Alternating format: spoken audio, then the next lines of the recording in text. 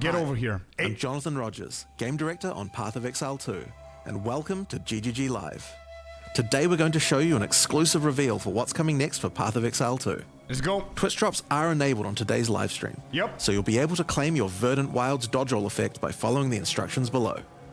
Now today, it's finally time to show off a new class that we know everyone in the community's been waiting for. So let's roll the trailer for Path of Exile 2, Yes, The sir. Last of the Druids. Give me it.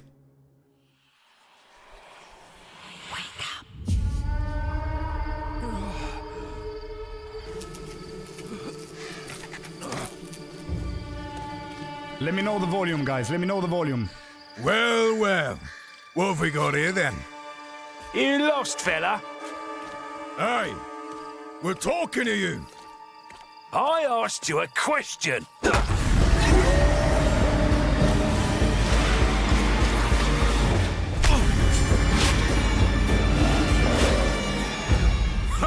What's wrong with him? He's lost his bloody mind.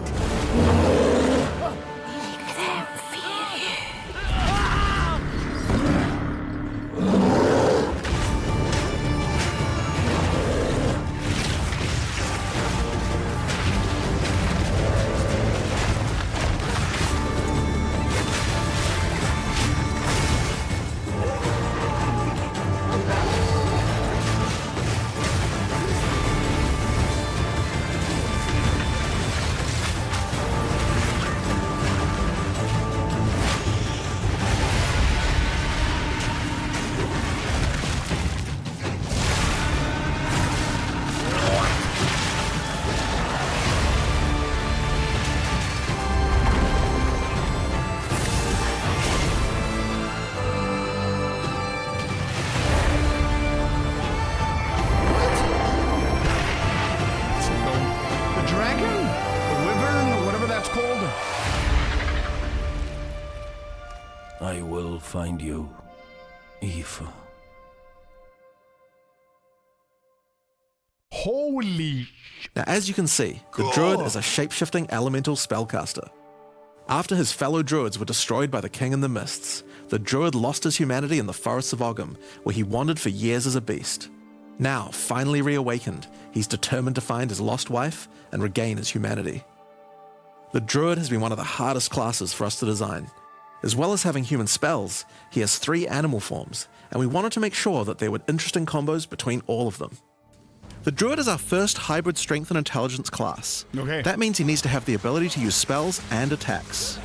As a human, the Druid typically uses magical staves to harness the powers of the earth and the natural world. Shape and filth. One of the first skills you will learn is the ability to create small volcanoes from the earth. This skill spits out balls of magma at your enemies, and will continue to do so for some time. While the volcano is active, turn into an animal and wade into melee range. Many of the skills you use as a human last for a significant period of time, giving you a good chance to turn into an animal and rage out. But how do you turn into an animal, you may ask? Well, the answer is a new weapon type that Druids use, animal talismans. When you equip an animal talisman, you can choose which animal form you would like the talisman to represent. Depending on what you choose, you'll be given that animal's basic attack as a new skill to equip. For a bear, that's Maul. To turn into a bear, simply use the skill. Your character will instantly transform into a bear and attack. If you want to change back to a human, just cast a spell. You will instantly swap back and cast it. We wanted to make sure that swapping between forms was seamless and immediate. Changing forms should be something that you do without even thinking about it all the time in battle. In order to allow for hybrid melee and caster gameplay, most of the skills you use in your human form last for some time and aid your animal skills in some way. The volcano we used earlier will emit more molten balls whenever you hit it with a slam, making it perfect for use with your bear form's furious slam. While in bear form, many of your abilities use rage. There are a lot of ways to generate rage, but the easiest one is simply smash your enemies with Maul. Once you see the runes on your back glowing, it means you have enough rage to do a much more devastating version of your furious slam. Your bear form can also go on a rampage, stomping the ground as you demolish your foes.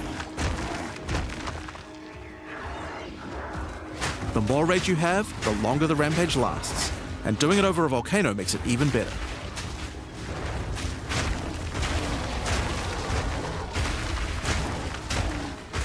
As you consume rage, your bear form will generate endurance charges, and these can be used with skills like Ferocious Roar. Ferocious Roar is a war cry that empowers your subsequent attacks to break your opponent's armor.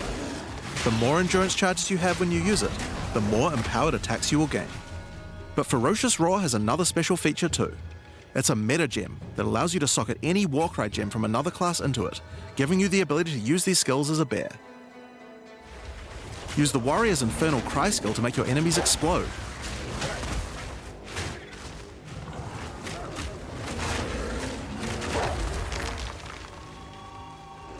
Or use Seismic Cry to stun your enemies and double up the number of slams you do.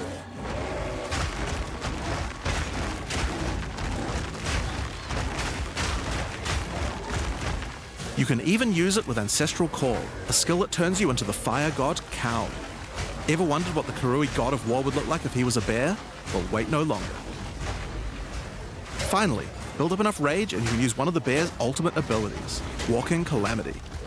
This skill summons a storm of fire around you for some time, while generating even more rage to power your other abilities. A true bear-pocalypse. Now the bear is known for being a slower and more lumbering animal, with slower attacks and heavy slams. But what if you want to turn into something a little more nimble? Well, let's check out the second animal form for the Druid, Wolf form. For the Wolf form, we wanted to go fast and furious. Even just the Wolf's basic attack will leap forward and rake his foes. After attacking, the Wolf stands up on two legs, but after running for a short time, he goes back on all fours, allowing to move more quickly between packs of enemies. The Wolf has a lot of cold attacks based on his association with the moon, and the first of these is Lunar Assault. It's great for freezing your enemies in place. After they're frozen, use your basic rake attack to knock shards of ice off your enemies, which land on the ground nearby and explode. If you want to get into battle quickly, you can use your pounce attack. This skill leaps at a target and applies a mark to them. Killing the marked enemy will summon a wolfman into your side, allowing them to fight with you. Mark and kill as many enemies as you can to build up a sizable pack. While an enemy is marked, your wolves will prioritize that target and do more damage the more wolves you have, so make sure you keep your pack strong. Now, one problem you might run into is your wolf pack dying in boss fights. You often don't have any enemies that you can mark and kill in order to regenerate your pack. To deal with this problem, you can use Cross Slash. Cross Slash jumps backwards and does a vicious double slash. Any marks on your target explode and triggers their abilities. This allows you to pounce to mark an enemy and then summon a wolf even without killing it. Cross Slash also has another feature though. Remember those ice fragments from before? Well, Cross Slash will propel any ice shards on the ground towards its central target. First, freeze your enemies with Lunar Assault. Then rake them to create as many ice fragments as you can. Then follow up with Cross Slash to generate a field of icy explosions to obliterate your enemies. If they're still alive after that, your pack of wolves can finish them off.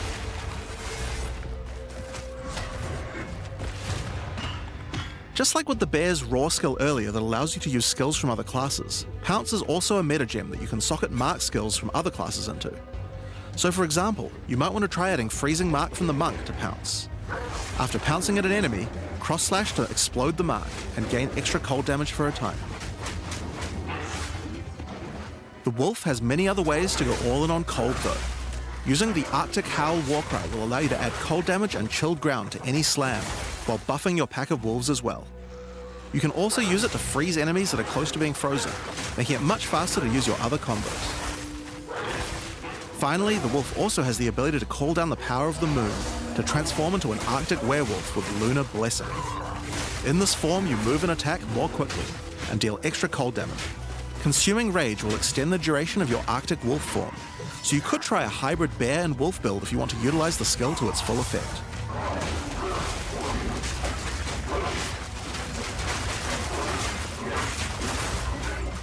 Alright, let's talk about the third form available to the Druid, and I think it's a cool one, the Wyvern. The Wyvern has a number of long-range breath abilities, but that doesn't mean you can't get into melee range when you want to. The basic attack of the Wyvern is Rend. Jump forward into combat and slash your enemies with your lethal talons. If they're close to being stunned, you can blow them off balance with a blast from your wings, causing an explosion of damage. After the battle though, it's time to feed. Devour the corpses of monsters to create power charges, And this is when the Wyvern's abilities really come online. When using Rend, you can consume a power charge to charge up your wings with lightning. Not only does this do a bunch of damage, but it allows you to turn this melee skill into a much larger AoE attack. Once your wings are charged, your Wing Blast will also do lightning explosions for even more damage. If your enemies are close to death, no need to wait for them to actually die. When you see this blue marker, just devour them alive. Fresh meat is much tastier after all. Alright, so those are some melee options, but how about range? Well, you wouldn't be much of a dragon if you couldn't breathe fire after all. Rolling Magma is the first of the Wyvern's breath attacks. Spit balls of fire that bounce along the ground. These balls will trigger volcanoes as well, so it's a good idea to cast one as a human right before you start spitting. But that's not all you can spit. You have something a little nastier in that gullet of yours. Spitting a barrage of oil at your enemies will cover them in a viscous sludge that makes them easier to ignite. If you have power charges though, plant your wings in the ground and vomit a barrage of lightning-infused projectiles. The more power charges you have, the longer you can do this for. But make sure you keep your foes at range. You're vulnerable to melee attacks while channeling this skill.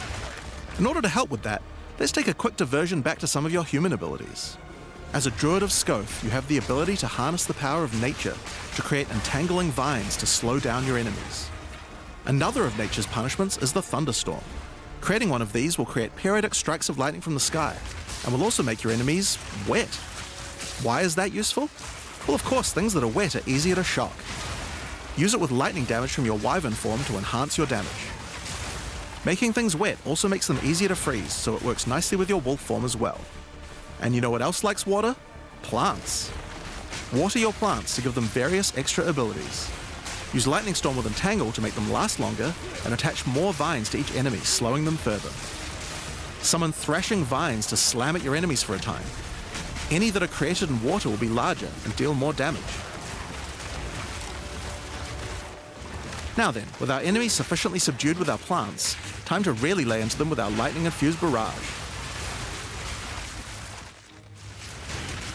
Now, this last Wyvern ability is just ridiculous, but we felt like we had to do it. Use Flame Breath to take to the skies and rain down a stream of fire on your enemies. You have wings, so we have to take full advantage of them after all. So fly around and burn in it.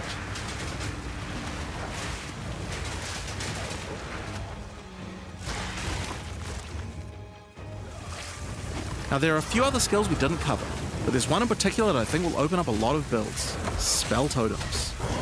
Spell Totems are meta gems that let you create a totem that will automatically cast any spell in the game for a time. In order to create one, you will need to spend 3 endurance or 3 power charges. You could use them to throw fireballs, summon comets, or shower the area in lightning. Really, the options are kind of endless. Your bear form can easily generate endurance charges by consuming rage, and your wyvern form can easily create power charges by eating corpses. So it's pretty easy for the druid to get the charges needed, but they're also available from quite a few other places as well.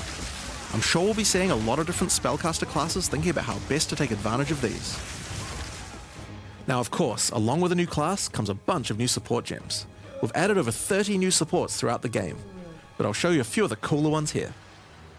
Fan the Flames can be added to any wind skill to spread fire from one ignited enemy to the other enemies behind them.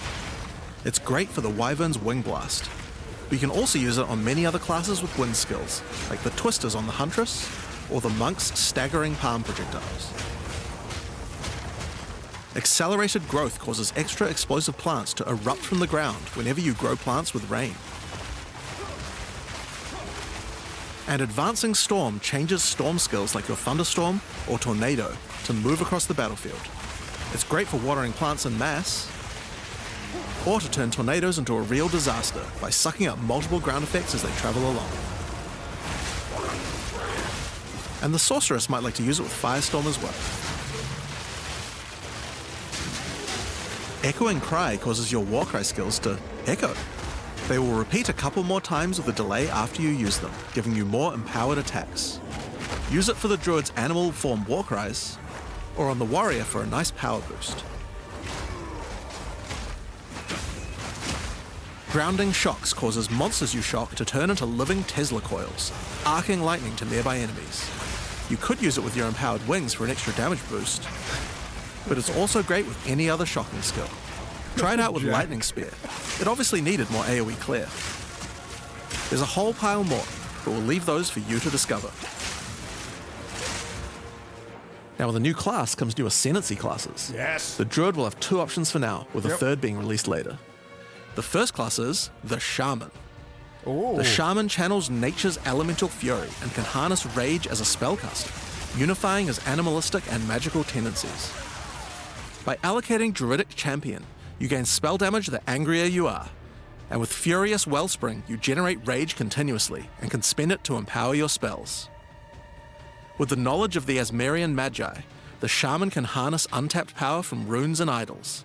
After allocating Wisdom of the Magi, you will notice that all runes and idols have extra mods only available to the Shaman. These new mods unlock countless new possibilities for enhancing your build. You can also allocate Bringer of the Apocalypse, allowing you to become a walking natural disaster.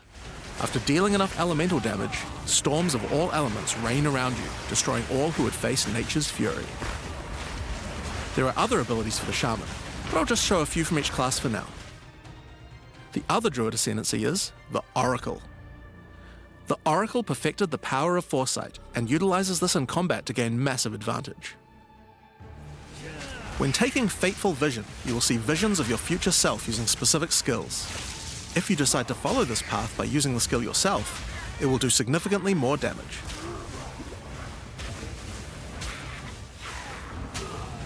And with Converging Paths, at a critical moment in battle when a monster is vulnerable to freeze, stun, or electrocution, the Oracle can use Moment of Vulnerability to see a vision of the enemy's future, and then merge it with the current timeline, allowing him to deal damage to both. And one of my favorites, when you first become an Oracle, you'll notice over 130 new extra passives appear in the Druid section of the tree. By allocating the Unseen Path, you use your power of foresight to learn from alternate futures and gain skills that would otherwise be unavailable to you. For example, self-sacrificing allows you to be able to summon more minions by reducing their spirit costs, with the trade-off of making your reservation skills cost more spirit. Or Corruption Endures, which allows oracles to have a small chance to avoid death. Both the Druid ascendancies offer interesting and unique ways to gain modifiers that no other classes can get, so we're expecting a huge variety of build possibilities from these. Now there are unique talismans for the Druid to use as well. We won't spoil all of them, but this one was particularly cool. Fury of the King turns your bear form into a fire demon, converting most of your damage to fire. As a demon, you can also use Molten Crash, a jumping slam attack that leaves fissures around you. This unique also continuously grants glory, allowing you to use your ultimate abilities more easily. Now, of course, the Druid isn't the only thing we're adding to 040. We still have a bunch more to show. With every new release, we create a new league with new mechanics, new pinnacle bosses, and with a new story to tell. And this time is no exception. So let's roll the trailer for the Fate of the Vaal. Oh. The palace of Queen Atziri. It is a ruin, but in the dark, machines still churn.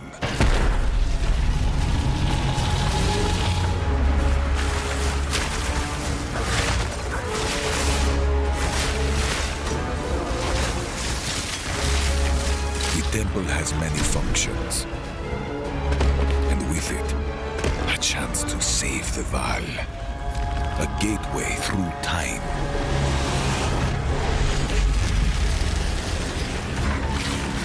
Travel into the past, again and again.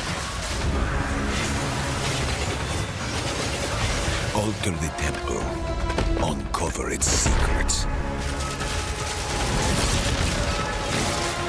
You will be rewarded for your sacrifice.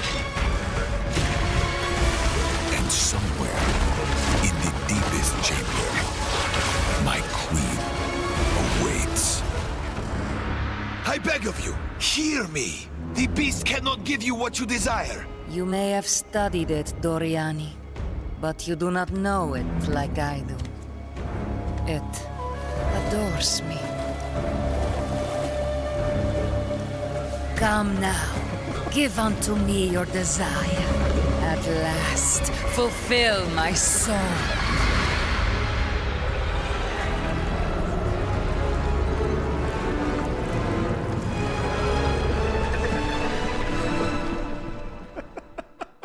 Hi, I'm Mark Roberts, Game Director on Path of Hello, Exile. Mark. In the Fate of the Vaal League, you will find remnants of the ancient Vaal civilization scattered throughout Rayclast. I'll show you. They Chad, seem don't to worry. attract Let's nearby listen. creatures and affect them strangely. After killing them, the remnant appears to gain some amount of power, but not enough to fully activate. It seems you will need to find 5 more of these arcane devices, and sacrifice the monsters you find there to fully activate one. But things don't always go to plan. These devices are old, and sometimes infected by corruption. Twisted versions of ancient Vaal may emerge, and sometimes even stronger foes. On fully activating one of the devices, you finally discover its true purpose. A portal opens and takes you deep underground to a lost temple, once the home of Atziri, Queen of the Vaal. What treasures could still be inside? I think you're gonna want to find out. In front of the entrance is a console of some kind, and on activating it, you can see a map of the temple. Atziri's personal chambers are on the far side, but how could anyone get there? There are disconnected rooms, and the layout doesn't seem to make sense. And that's when you realize the purpose of the ancient devices scattered through Rayclast. The temple is powered by sacrifice, and this energy can be used to modify the very structure of the temple itself. Each time you run the temple, you will be given 6 rooms that you can place, allowing you to craft your own dungeon to explore. Place paths to link up the dungeon, and place rooms beside them full of precious loot.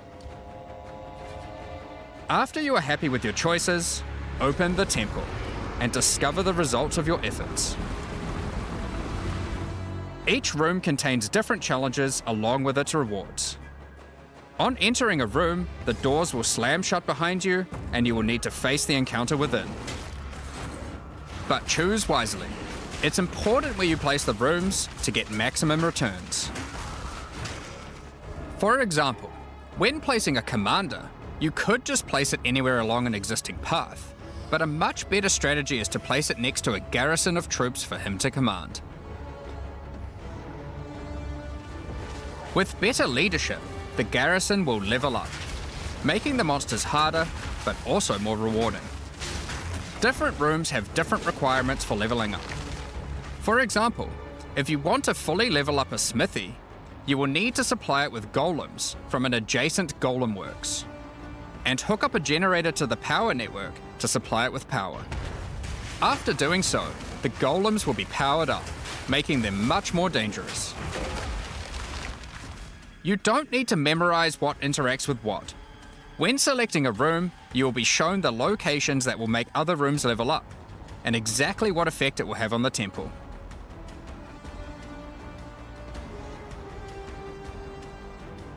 After running the temple, a few of the rooms will destabilize and be removed. It will be up to you to rebuild the temple, adding 6 more rooms each time you come back, making the temple larger and larger and larger. So, that's the basic functionality of the temple, but there is a lot more. Once Doriani finds out about your travels to Lera Vaal, he will attempt to persuade you to take on a new mission. The temple entrance contains a prototype of the time portal device. It will be able to take you back in time, but only to one specific point, right before Atziri triggered the cataclysm that destroyed the Vaal. He requests that you go back and attempt to stop Atziri to prevent the Vaal from ever being destroyed.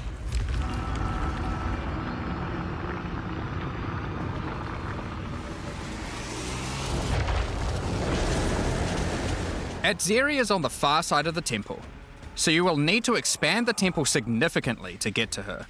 Tier And 1, by even the way. worse, her chambers can only be unlocked by a room that isn't currently accessible to you. In order to deal with that, you are going to need to visit the architect of the temple. To get to him, you will need to place path rooms, but while doing so, you will probably want to exploit some of the Vaal technology only available in the past. Once you can travel into the past, a whole new set of rooms are available to you, and they have some pretty insane rewards. At level 1, the corruption chamber can be used to corrupt a single item. but placing it next to a thaumaturge to run the place, and a sacrificial chamber to provide soul energy, you'll be able to level it up. And it's worth it. Because once you get the room to level 3, there are some very nice rewards to be had. In a level 3 corruption chamber, you will find this mysterious device. It has a slot to place an item, and it only accepts items that are already corrupted. What will happen to them? Well, normally once an item is corrupted, you can't modify it any further. But this device allows you to corrupt your item a second time, adding another enchantment. This has the capability to craft some very powerful items indeed. But be warned, the Vaal are all about taking risks in the pursuit of power. There is a 50% chance that the item will be destroyed. Oh, 50 is a big number. Ho, ho, ho, ho. Each room has its own interesting mechanics and rewards when it levels up. Many of them contain bosses to fight, special drops, and in many cases, new crafting opportunities. Oh. Gem For example, corruptor. a level 3 alchemy lab has a nasty Vaal construct to fight. But if you can defeat it, you can find new corrupted soul cores. Like Guatalitzi's thesis, which on boots allows you to sacrifice your life to run faster. Or Sitaqualotl's thesis, which on gloves will revive one of your minions whenever an offering expires. Get a sacrificial chamber to level 3, and you will need to face a highborn priest of sacrifice. Defeat him to be able to further corrupt a Vaal unique, modifying it in unpredictable ways. One of the mods of this unique will be removed and replaced with another random mod.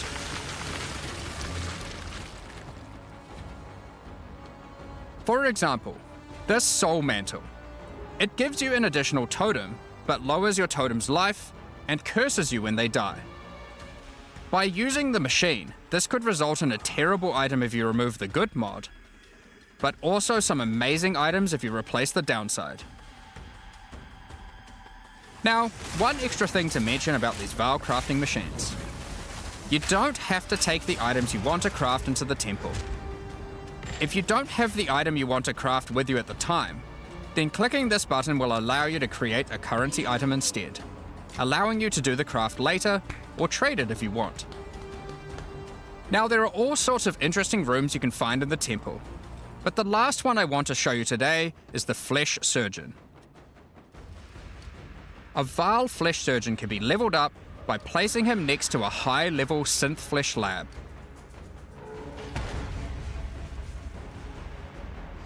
But be careful. The Flesh Surgeon has some rather unpleasant experiments in his personal lab. Afterwards, you might notice the surgery table just sitting there. The Vaal are great at crafting items. Why not do some crafting on yourself? After laying down, you'll be asked which limb you'd like to replace. Oh shit. Left arm, perhaps your right leg. Each limb can get a different set of random bonuses, so choose wisely. After getting up from the table, try out your new limb. It seems to work fine, and even perform better than your normal one. Now, there is just one thing with replacing body parts.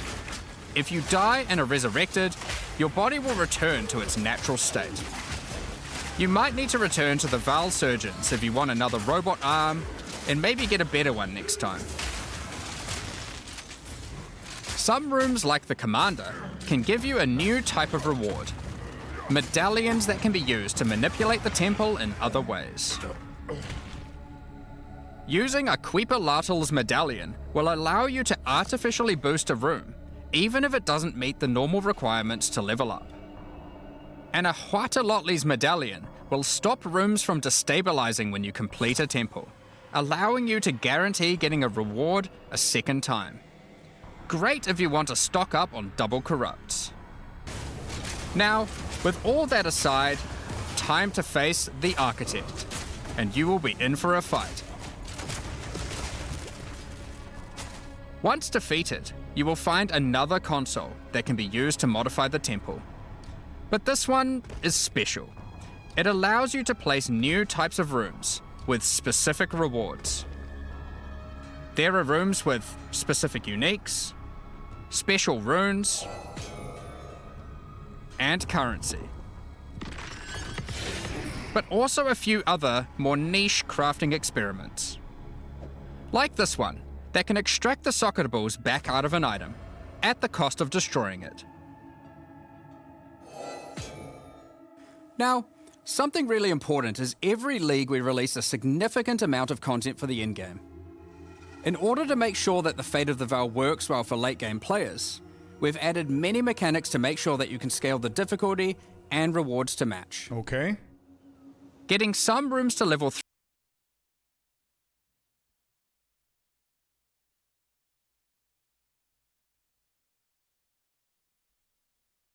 even match the strongest of characters. We also start to introduce ways to store up energy for the temple, allowing you to save up many runs so you can do them later at your leisure and not interrupt your mapping too often. Now in each league, it's important that we have a new pinnacle boss to test your character's might. In the Fate of the Val, you will get to face Exile while she was at the peak of her power. Nice. One of the rewards you will gain by defeating the Architect is the ability to place the Royal Access Chamber. Once connected to your temple, you can visit it to finally reach the Queen of the Val herself. This fight takes place at a critical moment in history, right as Exile communes with the beast's power and takes her true corrupted form. Now, we are not going to show you the whole fight, but we will tempt you with one of the rewards. This is Exile's rule. This staff gives additional levels to all of your corrupted gems and lets you trade life for extra damage. But in addition to that, while using the staff, mirrors of refraction will constantly appear on the battlefield. Any projectile you fire at these will split into a nova, and they can chain from one to the other. So, that's the Fate of the Val League. But we are also bringing the previous league, Rise of the Abyssal, into the core game. Yes, sir. Along with a few changes. Now, for those of you who haven't seen what happens when a league is over, it's important to understand that you will not be seeing abysses in every area anymore. Rise of the Abyssal is now one of the league mechanics that can show up randomly in endgame. Got him.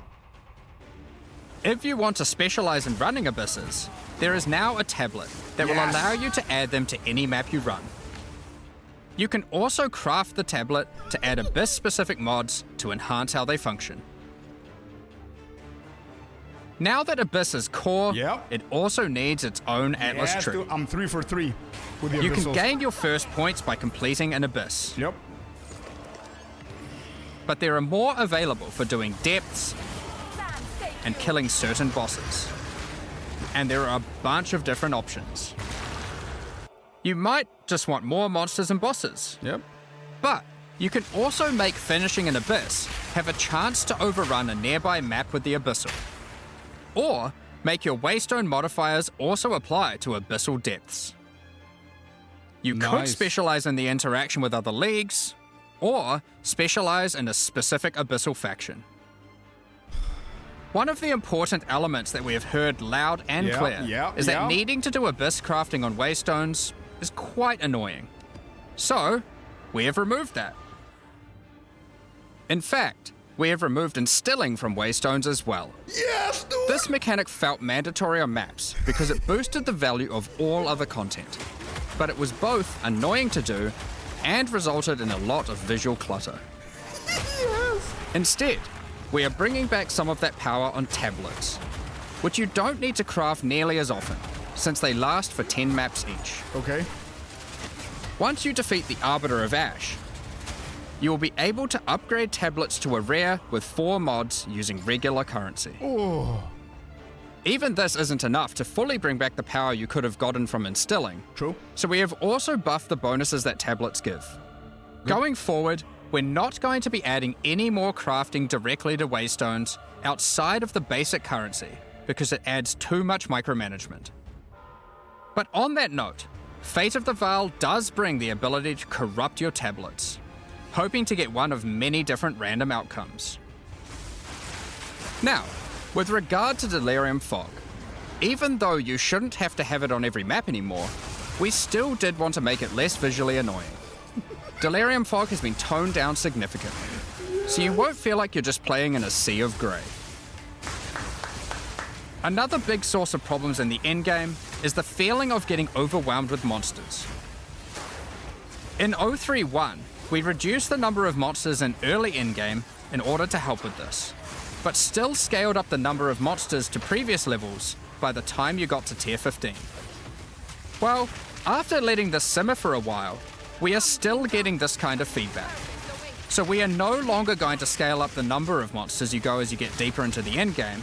Instead, we are scaling up the difficulty and rewards by the same amount. So to be clear, instead of increasing the number of monsters by 40%, they will instead drop 40% more items, grant 40% more experience, and have 40% more life, in addition to all the normal scaling they get due to being higher level. This only applies to regular monsters, not bosses. What is this build? We have also reduced the speed modifiers that monsters can get sometimes, which also helps a lot with this.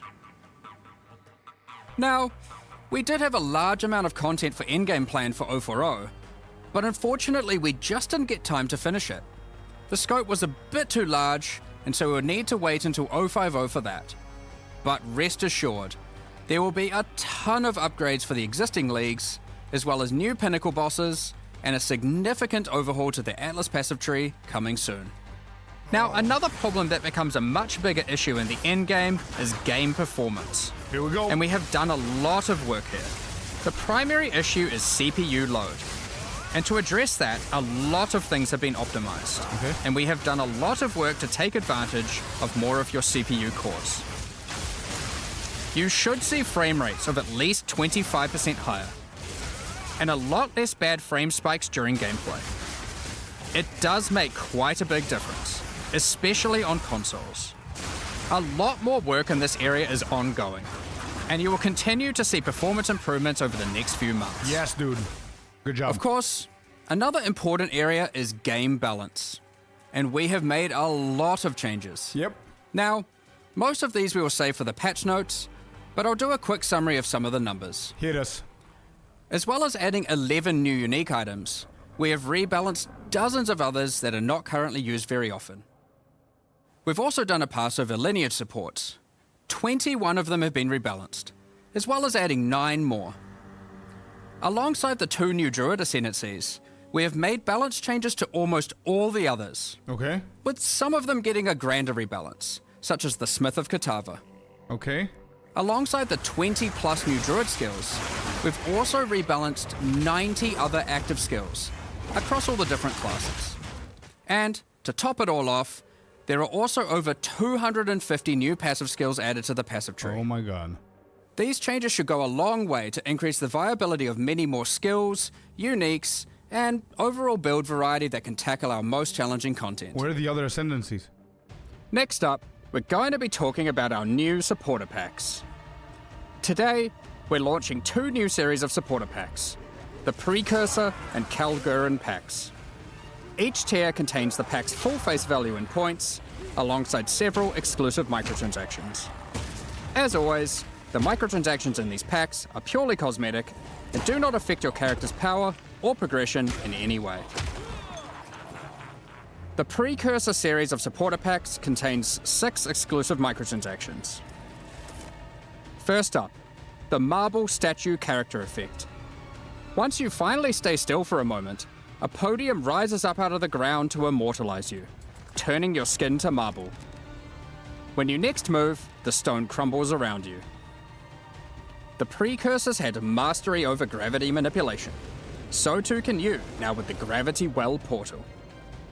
Witness the power of its pull as you approach it. Draw in enemies with your own gravitational pull with the Awakened Precursor armor set. The Precursors designed and built many mysterious ancient beings. This one used to serve as a scout that would patrol and tase intruders. Why salvage gear yourself when the Master of the Forge can do it for you? Molten gold spills out as the Forge Master breaks down your items. The relic of the Precursor's map device is a mysterious machine that sits atop ancient colossal statues. It keeps track of the number of charges consumed on your Precursor tablets used in the device. The Kalguran Pack series also contains 6 exclusive microtransactions.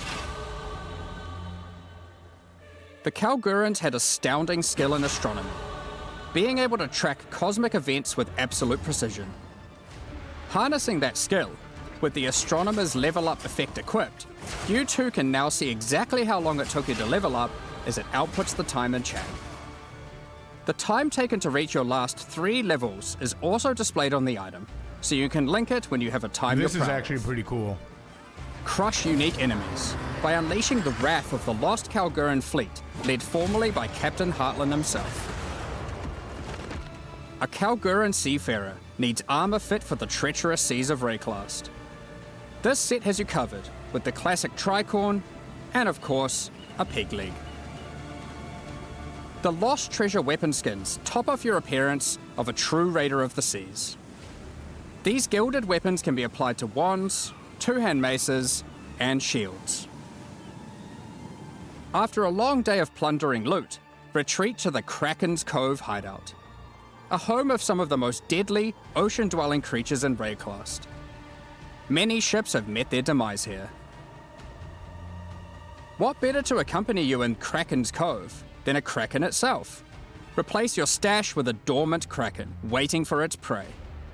As you approach, it will awaken and terrify both you and any guests in your hideout. Alongside this, an extra stash skin item will be granted to you, and when placed, will automatically open to any stash tab set with the currency affinity, to help having to navigate through your tabs. Additionally, any microtransactions from the supporter packs will be made available for use in Path of Exile 1. Thank you very much for all your ongoing That's support. it? We're just about to start the Q&A with Ziggy D. Oh. Afterwards, at 11 AM NZ time, we'll post the patch notes. With release at the end of next week, our community team will be posting crucial information you'll need for the release. Keep an eye on the news. In Thanks for joining us today and notes. checking out our latest developments. Oh. We're looking forward to playing alongside our fellow shapeshifting exiles, all while uncovering Lost Val secrets by doing some dungeon crafting. We'll begin the Q&A shortly, so please get your questions ready. No Act 5, no interludes, no ascendancies, no changes in the endgame, nothing touched with the rarity, nor the towers, nor the Atlas tree. I was thinking at some point that they're building up. Welcome back, Exiles, but to they're the not. Q&A